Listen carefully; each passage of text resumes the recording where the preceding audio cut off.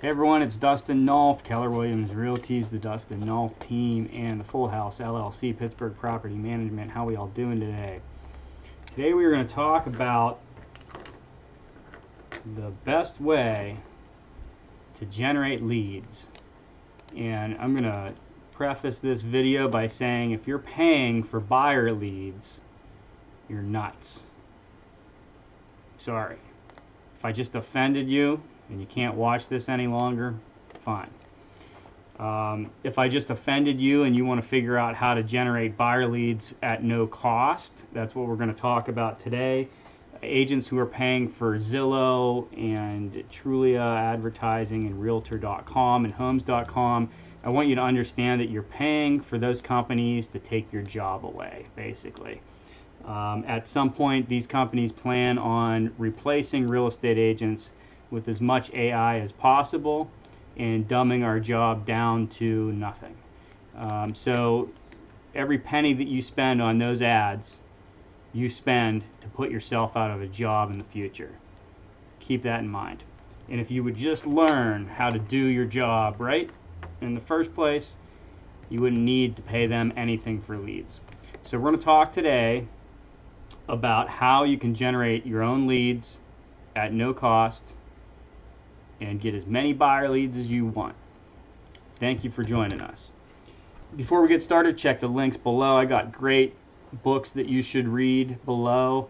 The Millionaire Real Estate Agent book is a great read for any real estate agent. You definitely need to read that book, whether you're trying to build a team or not. You can read as much as you need to read in that book and then stop. If it hits a level where you're not at and you don't want to get there, you stop reading it. I've got a link for Audible as well. If you join Audible using that link, you get 2 free books as well. I feel that the Millionaire Real Estate Agent audiobook is fantastic. I've read the real book, the actual physical copy, and I've also done the Audible book, and I like them both. The Audible book's got some additional content that's not in the physical copy, so that's why I would recommend having both of those. I got a link for Real Geeks CRM and IDX solution. So if you want to get an IDX solution and have a built-in CRM for an extremely affordable price, there's a link for Real Geeks below. You save $150 if you use that link to sign up. And I got some other cool stuff down there as well as links to other videos. So today we're going to talk about generating leads, and I'm going to have our lead generation links below also. You're going to see a little information bubble pop up over here. That is something that you're going to want to click on because there's going to be links that drive you to other videos that are going to be similar to this. And as always, I offer real estate agent coaching for only $10 per month. And you get access to a lot of cool stuff like the for sale by owner contract that we may mention in this video. It's a 0% commission for sale by owner contract that will get your foot in the door with for sale by owners and get you for sale by owner listings. So check that out. If you sign up for Patreon at least the $10 a month level, you'll get access to that, our expired mailer,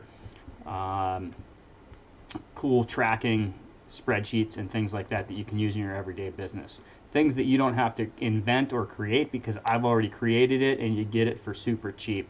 So check that out. There's going to be links in the information bubble that pops up as well as links below for my Patreon site. Alright, let's get started. So here's the deal. I'm going to say it again. If you're paying for buyer leads, you're nuts. Buyer leads are plentiful. There are buyers out there all over the place. Buyers are easy to come by and easy to convert. So what we want to look at today is how you can create as many buyer leads as you want and the type of buyers that you want to work with. Okay? And some of you may not want to hear this, but here's how you're going to do it. I'm going to tell you right now. You can stop watching if you don't want to hear anymore. If you want to generate as many buyer leads as you want, you need to generate listing leads. And you need to take listings and advertise listings. Okay? That's the secret to creating a fundamentally successful real estate sales business is by taking listings. For instance, if you want to generate $500,000 buyer leads, so buyers who are looking to buy $500,000 properties, you should take a $500,000 listing. Actually, you should take a $600,000 listing, because buyers tend to look above what they actually can afford, and then they buy less. Okay, so you want to take a $600,000 listing, you're going to get $500,000 buyer leads, if that makes sense. If you only want to work with buyers who are buying horse farms, then you need to take listings that are horse farms. Okay, so you're going to match up the type of buyer you want. Now, there are tricks, and I have videos that will show you tricks, like our Craigslist video.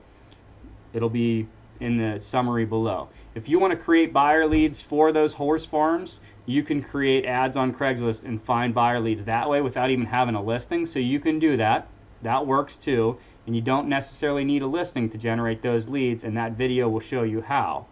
But the whole idea is that you should not have to spend money to generate buyer leads. Okay, so here's the steps to generating the type of buyer leads that you want. So I like to work with investors. Okay, I enjoy working with real estate investors. I enjoy like multifamily, small multifamily, and then multifamily apartments, small multifamily apartment complexes. Those make the most sense to me. That's where my head's at. I know how to crunch the numbers. I'm better than most agents in the area as far as investment properties go. I also run a property management company, so if I pick up a buyer for, let's say, a 10-unit building and they buy it, chances are I'm going to get 10 units to manage too for the property management company. So not only do I make money on the sale, but I also make money, residual money basically, from the property management of that building as well. So it's very beneficial for me to pick up those properties. So for instance, if I want to pick up multifamily buyers, what I'm going to do is I'm going to generate multifamily listings or send information out that's going to attract multifamily buyers. So step number one, get listings. Listings are cool because you can either spend time creating ads that are going to get you buyers, and you spend all this time creating ads and you don't have a listing, or you can spend time getting a listing that's going to bring you buyers, and that listing's also going to pay you. Okay, so what would you rather spend time on? Something that's going to pay you, or something that you're going to have to work on and you're going to hope to get paid in the future from, right? So you get paid from the listing, and then you get paid from the buyers that it generates. All right, so you're going to get a listing. If you want to generate buyers, you need to market that listing properly also.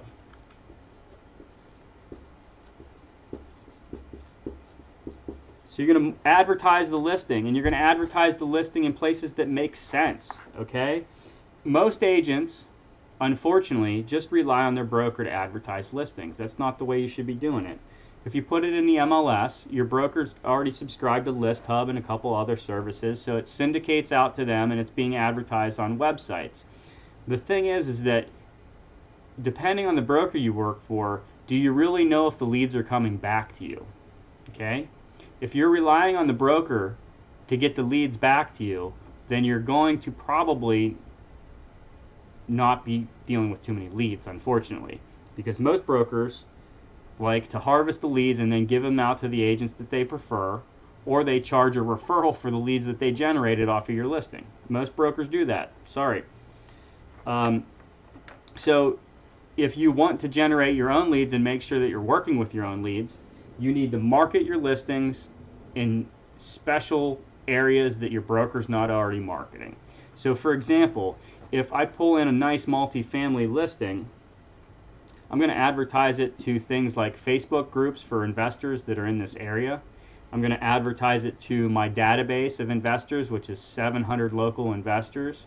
And I'm going to advertise it maybe on LoopNet or CoStar, areas where investors are looking for stuff. So I'm putting that listing in a special area, right? Now, not all listings are special per se, but you want to do above and beyond. So even if it's just a single family home, you want to go and put it in, like, you want to put it up on Facebook.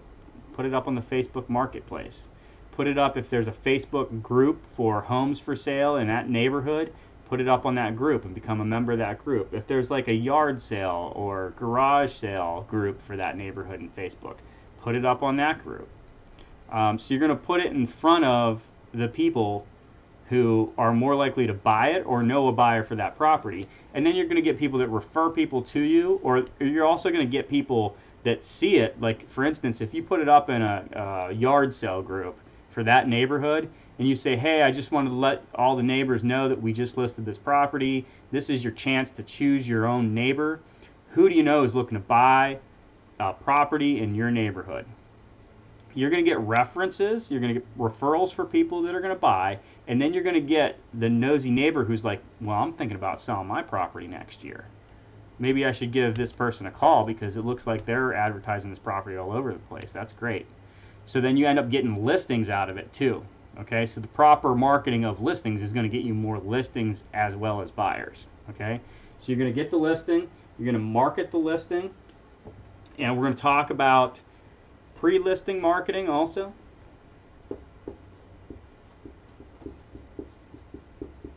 Otherwise known as coming soon. So, and depending on your area, you need to look into this and make sure it's legal. Where we work, we can get we can get an exclusive listing agreement that's non-MLS, and we can list the property and not put it on the MLS and advertise that we have a coming soon listing. And then when the property's ready, we can list it on the MLS. The advantage to this in a seller's market is you get a couple weeks to advertise the property with no offers coming in, and you have time to cultivate buyers for the property. If you just list the property when it's ready and it's a strong seller's market, it's going to sell in a day or two, and then you don't get to advertise the property and you don't get to get any buyers out of it. Okay? Not only that, now that's the selfish view of this, but the other view is you're doing this to help your client as well. If you put the property up as coming soon and you get a good buzz out there and people want to see that property and they're lined up waiting to see that property, you're going to have a higher chance of selling to multiple offers at the highest and best price for your client. So it's a win-win scenario. You get buyer leads from it, your client gets the highest price possible.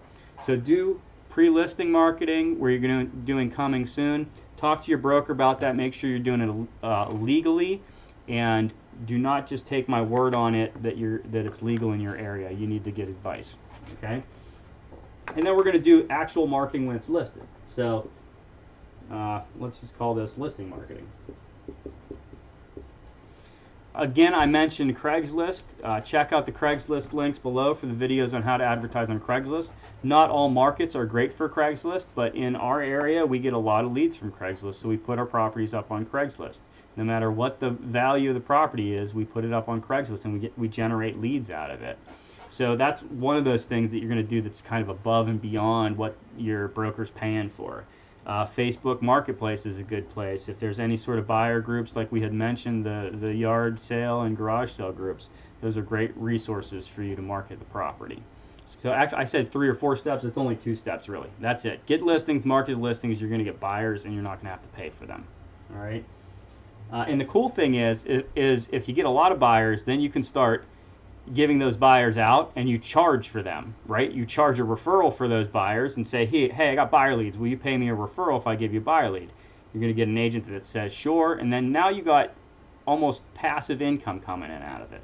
You start referring out your excess buyers, that agent starts closing deals. Now you have passive income that's coming out of the hard work you put in getting listings. Okay, so you're going to get either 1 or 2 buyers from each listing. That's your goal. You're going to get 1 buyer at minimum from each listing is what you want to get. So it's a 1 for 1, right?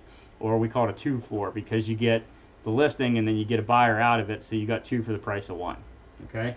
I like to run by the 2 for 1. I like to get 2 buyers for every 1 listing. Okay. That's the goal that we aim for. So we want to generate 2 good buyer leads for every listing, and what we're going to get out of that is 2 buyers that close. Okay, and they're going to close in the next 12 months or sooner. All right, you might get 10 buyer leads, and if you cultivate them, all 10 of them you might be able to get to the closing table. So you want to just keep working those buyer leads and following up with them.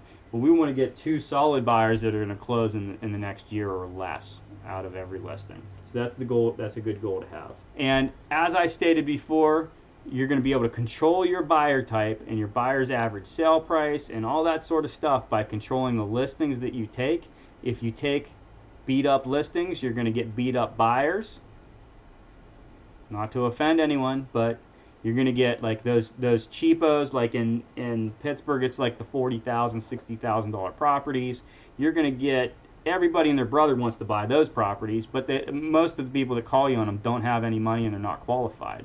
You do get investor leads out of those, which can be nice, but it's a lot more work for the effort. So keep that in mind. If you pull in a bunch of those listings, you're going to get a bunch of those buyers. Okay, and your average sale price is going to be low, and you're going to have to work harder for your income. So I hope that was helpful. If so, please give me a thumbs up, subscribe, and hit the notification bell so you can get notifications whenever we put new videos up.